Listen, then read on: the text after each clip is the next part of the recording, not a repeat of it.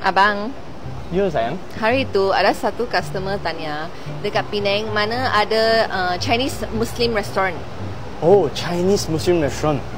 Dekat Penang ini kurang ada loh. Tapi I tahu ada satu tempat. Dia bukan Chinese Muslim, dia China Muslim restaurant. Ya ke? Ya, esok saya baru pergi. Jom, let's go. Sayang, inilah tempatnya. CMR 3.0 China Muslim Restaurant. Sini dia punya chef dari negara China tapi dia Muslim. So hari ini kami pergi try tengok. Jom, let's go. Bos, hari ini I bawa bini I datang makan ini China Muslim Restaurant. So boleh bagi saya RM50 punya makanan. You bagi apa, I makan apa.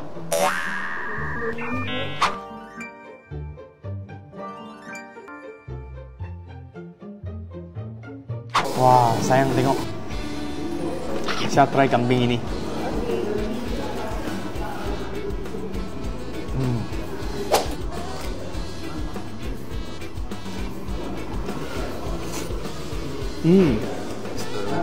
Wah, okay, thanks.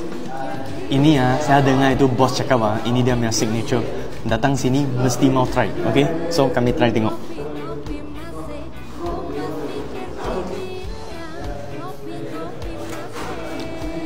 Tadi bos cakap sesiapa yang tak makan terung, dia panggil order dulu, okay? Kalau yang pertama, kedua makan free. Lagi makan yang ketiga, dia baru charge, okay? So boleh anggap berapa confident bos, okay? Tapi betul-betul sangat sedap.